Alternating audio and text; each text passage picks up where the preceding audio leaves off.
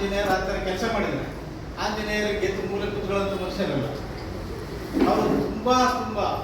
ತುಂಬ ಇಡೀ ಇದರಲ್ಲಿ ಇಡೀ 24 ಗಂಟೆನೂ ಸರ್ವಿಸ್ ಮಾಡೋಂಥ ಅವ್ರ ಮೈಂಡ್ ಇದೆ.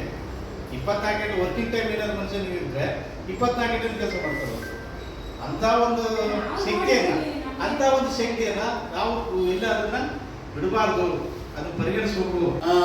ನಮ್ಮ ಪಾರ್ಲಿಮೆಂಟ್ ಲೋಕಸಭಾ ಚುನಾವಣೆಯಲ್ಲಿ ಕೂಡ ರಾಜ್ಯಾದ್ಯಂತ ಸುತ್ತಾಡಿ ಅವರ ಸಮಾಜವನ್ನು ಬಹಳ ಹೆಚ್ಚಿನ ಮತಗಳನ್ನು ಕೊಡಿಸ್ತಕ್ಕಂಥ ಕೆಲಸವನ್ನು ಮಾಡಿರ್ತಾರೆ.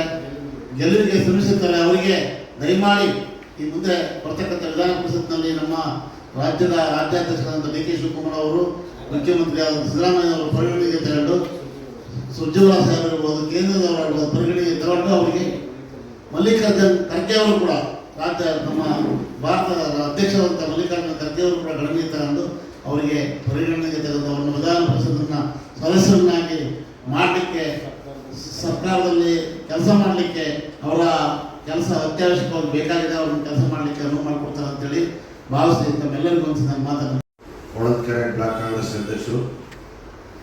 ನಾವು ಈ ದಿವಸ ಸನ್ಮಾನ್ಯ ಶ್ರೀ ಎಚ್ ಆಂಜನೇಯರ ಪರವಾಗಿ ಅಂತಂದರೆ ಈಗೇನು ಮುಂಬರುವ ವಿಧಾನ ಪರಿಷತ್ ಚುನಾವಣೆಗೆ ಅಭ್ಯರ್ಥಿಯನ್ನಾಗಿ ಮಾಡಿ ಅವರ ವಿಧಾನ ಪರಿಷತ್ಗೆ ಆಯ್ಕೆ ಮಾಡಬೇಕು ಅಂತೇಳಿ ನಮ್ಮ ರಾಜ್ಯದ ನಾಯಕರಾದಂಥ ಸನ್ಮಾನ್ಯ ಸಿದ್ದರಾಮಯ್ಯ ಸಾಹೇಬರಿಗೂ ಹಾಗೂ ಡಿ ಕೆ ಶಿವಕುಮಾರ್ ಸಾಹೇಬರಿಗೂ ನಾವು ಹೊಳಲ್ಕೆರೆ ಬ್ಲಾಕ್ ಕಾಂಗ್ರೆಸ್ ವತಿಯಿಂದ ಆಗ್ರಹ ಮಾಡ್ತಾ ಇದ್ದೇವೆ. ಕಾರಣ ಏನಂತಂದರೆ ನಮ್ಮ ರಾಜ್ಯದಲ್ಲಿ ಎಚ್ ಆಂಜನೇಯ ಅವರು ಪ್ರಶ್ನಾತೀತ ನಾಯಕರು. ಇಡೀ ರಾಜ್ಯಾದ್ಯಂತ ಅವರಿಗೆ ಕಾರ್ಯಕರ್ತರ ಪಡೆಯೇ ಇದೆ. ಅವರು ಭಾಳ ನಮ್ಮ ಕಾಂಗ್ರೆಸ್ ಕಾರ್ಯಕರ್ತರಿಗೆ ಅತ್ಯವಶ್ಯಕವಾಗಿ ಬೇಕಾಗಿರೋದ್ರಿಂದ ಮೊನ್ನೆ ನಡೆದಂಥ ಚುನಾವಣೆಯಲ್ಲಿ ಸೋಲು ಅನಿವಾರ್ಯ ಆಗುತ್ತದೆ. ಅನಿವಾರ್ಯನೂ ಕೂಡ ನಾವು ಒಪ್ಪಿಕೊಂಡಿದ್ದೀವಿ. ಆದರೆ ಅವರ ಪಕ್ಷಕ್ಕಾಗಿ ಸಂಘಟನೆ, ಅವರ ಶ್ರಮ ಇಲ್ಲದ ಕೆಲಸವನ್ನು ಮಾಡಿ ರಾಜ್ಯಾದ್ಯಂತ ಮೊನ್ನೆ ನಡೆದಂಥ ಲೋಕಸಭಾ ಚುನಾವಣೆಯಲ್ಲಿ ರಾಜ್ಯಾದ್ಯಂತ ಸುತ್ತರಿದು ಕಾಂಗ್ರೆಸ್ ಪಕ್ಷದ ಪರವಾಗಿ ಚುನಾವಣಾ ಪ್ರಚಾರವನ್ನು ಮಾಡಿರ್ತಾರೆ. ಆಮೇಲೆ ಅವರ ಅವಶ್ಯಕತೆ ಕಾರ್ಯಕರ್ತರಿಗೆ ಭಾಳ ಇದೆ. ಹಿಂದೆ 2013ರಿಂದ 2018ರಲ್ಲಿ ಇದ್ದಂಥ ಸಂದರ್ಭದಲ್ಲಿ ಸಮಾಜ ಕಲ್ಯಾಣ ಇಲಾಖೆ ಸಚಿವರಾಗಿ ನಮ್ಮ ರಾಜ್ಯದಲ್ಲಿ ಇಡೀ ದೇಶದಲ್ಲಿ ಮಾದರಿಯಾಗಿ ಸಮಾಜ ಕಲ್ಯಾಣ ಇಲಾಖೆಯಲ್ಲಿ ಏನು ರೀತಿ ಕೆಲಸ ಮಾಡ್ಬೋದು ಅಂತ ತೋರಿಸ್ಕೊಂಡಂಥ ಮಂತ್ರಿಗಳು ಯಾರು ಇದ್ರೆ ಅವರು ಆಂಜನೇಯ ಸಾಹೇಬರು ಅಂತ ಹೇಳ್ತಾ ಈ ಒಂದು ಸಂದರ್ಭದಲ್ಲಿ ಎಲ್ಲ ಪತ್ರಿಕಾ ಮಾಧ್ಯಮದವರಿಗೂ ವಂದಿಸಿ ನಮ್ಮ ಮಾತು ಮುಗಿಸ್ತೀವಿ. ನಮ್ಮ ಹೆಸರು Hanumanthappa H T Holalkere block Congress ಅಧ್ಯಕ್ಷರು. ಈ ದಿವಸ ನಾವು ಸನ್ಮಾನ್ಯ ಶ್ರೀ ಎಚ್ ಆಂಜನೇಯ ಅವರಿಗೆ ವಿಧಾನ ಪರಿಷತ್ ಸದಸ್ಯರನ್ನಾಗಿ ಮಾಡಬೇಕು ಅಂತೇಳಿ ಕಾಂಗ್ರೆಸ್ ಪಕ್ಷದ ವರಿಷ್ಠರಿಗೆ ನಾವು ಮನವಿಯನ್ನು ಮಾಡ್ತಾ ಇದ್ದೇವೆ.